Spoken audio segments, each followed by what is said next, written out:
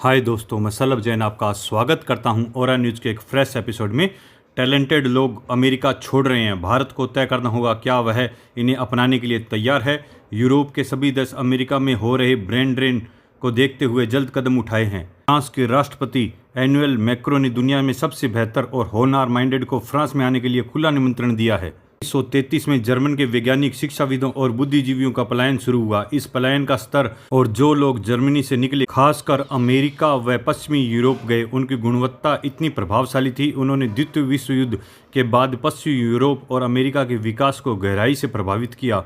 इतिहास एक बार फिर खुद को दोहरा रहा है। हाल ही के समय में ऐसी खबरें सामने आई है कि कई शिक्षाविद अमेरिका से दुनिया के अन्य हिस्सों में जाने की सोच रही हैं। वर्तमान में भू राजनीतिक स्थिति से भले 1933 से जर्मनी जितना गंभीर या नाजुक स्थान न हो, लेकिन अकादमिक स्वतंत्रता पर खतरे की आशंका जताते हुए शिक्षाविद देश छोड़ने के विचार कर रहे हैं। एक सर्वे में इस बात की पुष्टि हुई कि अमेरिका में ब्रेन ड्रेन पहले से शुरू हो चुका है। बड़ी संख्या में वैज्ञानिक, 75% से अधिक ने कहा कि वह जल्दी से जल्दी यहां से जाने की सोच रही हैं। 1930 के दशक में जर्मनी से निकले गए कई वैज्ञानिकों ने विदेश में रहते हुए महत्वपूर्ण योगदान दिया। इन वैज्ञानिकों में Albert Einstein, James Frank and Erwin Schrodinger पहले से ही नोबेल पुरस्कार विजेता है, जबकि 5 और वैज्ञानिक जो विदेश में किए गए काम के लिए बाद में नोबेल पुरस्कार मिला। ब्रिटेन और अमेरिका ने इनका स्वागत करने में कुछ विशेष संगठनों की मदद की तो इनके पुनर्वास के लिए बनाए गए थे। यह निर्विवादित तथ्य है। युद्ध के बाद अमेरिका और पश्चिमी यूरोप में नवाचार संस्कृति का कारण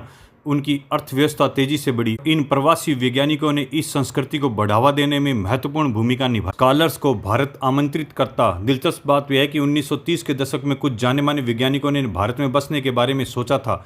ऐसा ही एक नाम था मैक्स बॉर्न, जिनका 1954 में भौतिक का नोबेल पुरस्कार मिला, जो मशहूर अमेरिकी वैज्ञानिक जे रॉबर्ट ओपेनहाइमर के गुरु भी थे। मैक्स बॉर्न ने 1935 से 1936 के बीच 6 महीने भारत के बेंगलुरु स्थित Indian institute of science IISc से बिताए थे।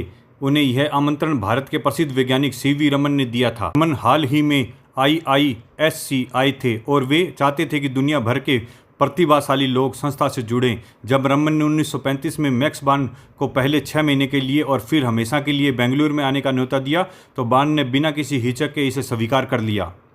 बेंगलुरु में बिताए गए उनके 6 महीने कई महत्वपूर्ण लेक्चर और रमन उनके साथियों के साथ गहरी शैक्षणिक बातचीत से भरे हुए थे।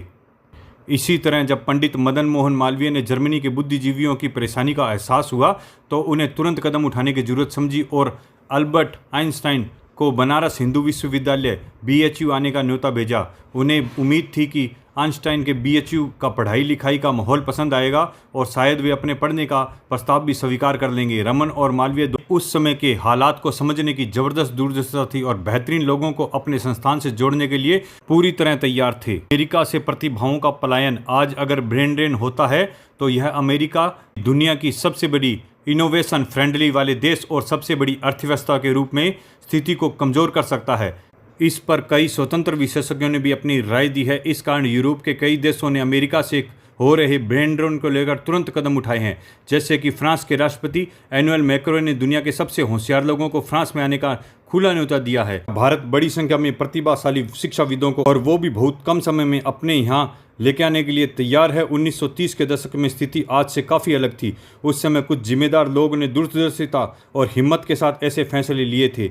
आज उस समय भारत के विश्वविद्यालय और स्थान धीरे धीरे बन रहे हैं, जिससे कई लोगों को उनमें जगह और मौका मिल पा रहा था। इसके बावजूद रमन और मैक्स बॉर्न को लंबे समय तक भारत में रखने में काफ़ी मुश्किलों का सामना करना पड़ रहा था। दूसरी तरफ आज के शैक्षणिक संस्थान 1930 के दशक के मुकाबले काफ़ी ज़्यादा परिपक्व हो चुके हैं, लेकिन इसी परिपक्वता के साथ ऐसी सरकार औपचारिकताएं, नौकरशाही अड़चनें भी आ गई है, जो किसी बहुत खास और प्रतिभाशाली व्यक्ति को पहचानने और उन्हें संस्थान में जगह देने की रुकावट बनती है। अगर भारत वाकई में इस मौके का फायदा उठाना चाहता है और दुनिया की सबसे बेहतरीन प्रतिभाओं को आकर्षित करना चाहता है, तो एक नया और रचनात्मक तरीका अपनाना होगा। सरकार विशेष उद्देश्य वाले तंत्र बना सकती है और असाधारण प्रतिभाशाली शिक्षाविदों के पास वापस बुलाने के लिए तुरंत निर्णय ले सकती है।